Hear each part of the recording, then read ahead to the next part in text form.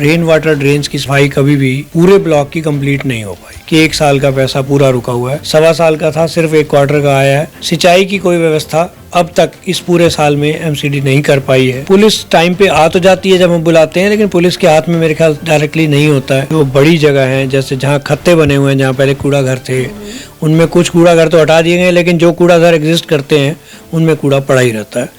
दिल्ली के चप्पे चप्पे की खबरों पर हम रखते हैं पैनी नजर, तो अब यही खबरें आप देख सकते हैं हमारी ऐप पर।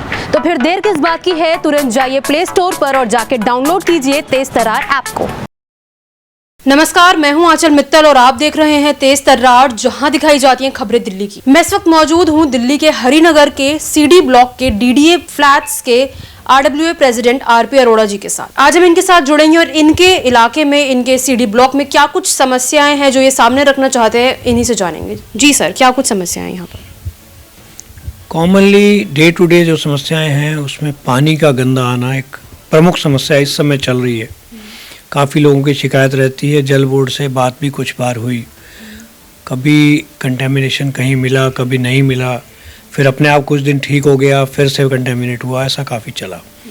दूसरा, रेन वाटर ड्रेन्स की सफाई कभी भी पूरे ब्लॉक की कंप्लीट नहीं हो पाई।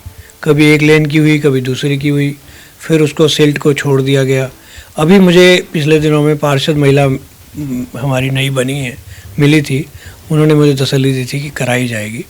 तो सीएसीबी ब्लॉक में शायद हो रही है आजकल, मे बी बारिशों से पहले हो जाए टाइम से तो अच्छा रहेगा।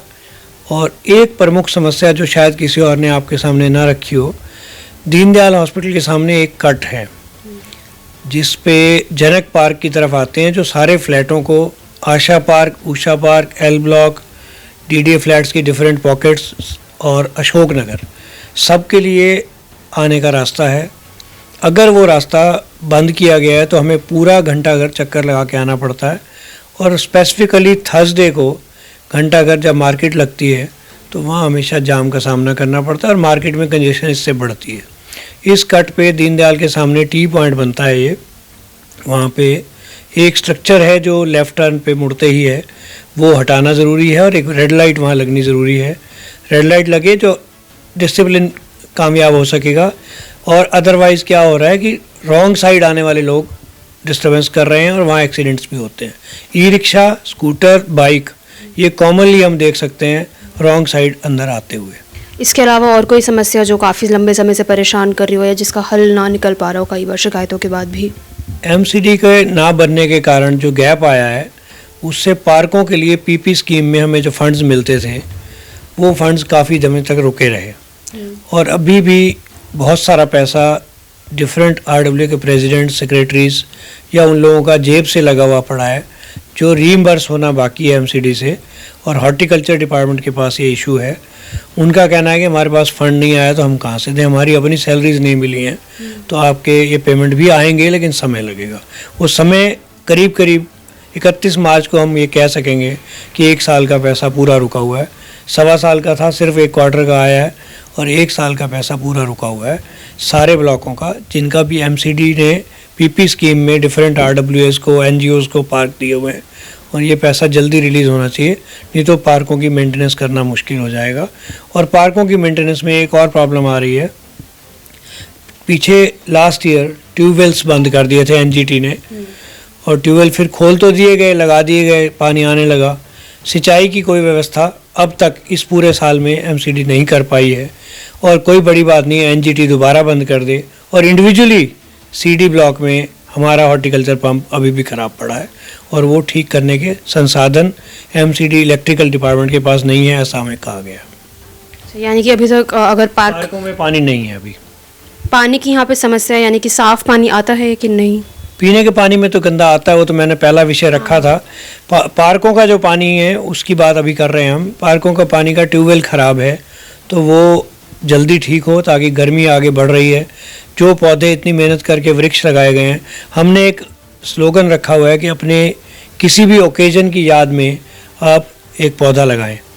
अपने बच्चे के जन्मदिन के उपलक्ष्य में, अपने किसी बड़े बुजुर्ग की डेथ के उनकी याद में, अपनी एनिवर्सरी पे, किसी नए सदस्य के परिवार में आने के उपलक्ष्य में कोई पौधा लगाएं और उसको यादगार बनाएं। तो हमने ऐसे पौधे भी नीम के पेड़ और दूसरे पेड़ लगाए हुए हैं जो इन बुज़ुर्गों की याद या किसी और के ओकेजन की वजह से लगे हैं, वो भी ख़राब हो जाएंगे तो हमें उस चीज़ का बहुत दुख लगेगा। अच्छा, इन सब चीज़ों के अलावा अगर इस इलाके में सुरक्षा व्यवस्था की मैं बात करूँ तो वो कैसी है, प्रॉपर आपको मिल रही है? सुरक्षा व्यवस्था में सब चौकीदार लोगों ने अपने आप रखे हुए हैं अपनी कंट्रीब्यूशन करके। 24 आवर्स नहीं हो पाता है क्योंकि फंड्स की कमी रहती है। चौकीदार दिन का अलग और रात का अलग व्यवस्था है। कुछ लेन्स में वो नहीं है, वो मैं रेजिडेंट्स से अपील करूंगा अपने कि वो चौकीदार रखें, क्योंकि दिल्ली पुलिस हर गली में हर कोने में तो खड़ी नहीं हो सकती, उनकी भी लिमिटेशंस हैं। हाँ, ये ज़रूर है कि वो गश्त करें, बार बार चक्कर लगाएं ताकि इनमें जो दुराचारी हैं और गैर कानूनी काम करने वाले लोग हैं उनमें एक डर बैठे। अच्छा, अभी तक इस इलाके से वैसा कोई आपराधिक मामला सामने तो नहीं आया होगा?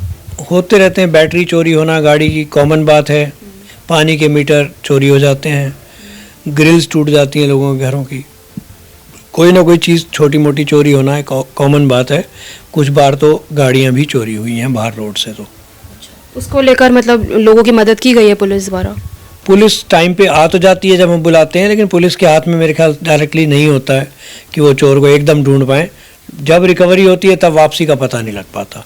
अगर बाई चांस गाड़ियाँ पकड़ी भी गई और वापस पता लगी तो ऐसा मैंने सुना नहीं अपने ब्लॉक में कि किसी की गाड़ी वापस मिली हो उसको। साफ सफाई की बात करूँ तो वो कैसी है? सफाई के लिए सफाई कर्मचारी नियुक्त ज़रूर हैं, लेकिन उनकी ड्यूटी मल्टीपल जगह होने की वजह से वो रोज़ नहीं आते हैं, बीच में गैप होता है। जब गैप होता है, आजकल तो वैसे भी पत्ते बहुत गिर रहे हैं पेड़ों के, तो सारा दिन सड़क भरी रहती है, धूल मिट्टी पड़ी भी रहती है बहुत दिन, कई बार 2 दिन बाद 3 दिन बाद भी आते हैं, लेकिन फिर सफाई अल्टीमेटली हो जाती है और उठ जाता है। लेकिन बाहर सड़कों पे जो बड़ी जगह हैं, जैसे जहाँ खत्ते बने हुए हैं, जहाँ पहले कूड़ा घर थे, उनमें कुछ कूड़ा घर तो हटा दिए गए, लेकिन जो कूड़ा घर एग्जिस्ट करते हैं उनमें कूड़ा पड़ा ही रहता है। वो कभी ज़ीरो गार्बेज नहीं नज़र आते, जैसा स्लोगन रहा है हमेशा। वो हटने चाहिए गार्बेज, और या फिर व्हीकल्स इतने सक्षम हो कि कोई इलाके में कूड़ा कहीं ना रहे, सीधा दूर जाए, उसकी व्यवस्था हो। और स्ट्रीट लाइट्स की बात आपने पूछी है, तो स्ट्रीट लाइट्स में आम तौर पे मेरा संपर्क स्ट्रीट लाइट व्यवस्था वालों से बड़ा अच्छा है। मैं जब भी कंप्लेंट करता हूँ, मुझे कंप्लेंट की किसी से सूचना आती है कि लाइट ख़राब है, तो मैं सूचना देता हूँ, वो जल्दी ठीक कर देते हैं। तो देखिए, ये थे हमारे साथ आरपी अरोड़ा जी, जिन्होंने हमें बताया कि उनके ब्लॉक में क्या कुछ समस्याएं हैं, उनका समाधान भी इन्होंने मांगा। इन्होंने बताया कि लगातार ये शिकायतें कर रहे हैं और कुछ ना कुछ समाधान इनको मिल भी रहा है।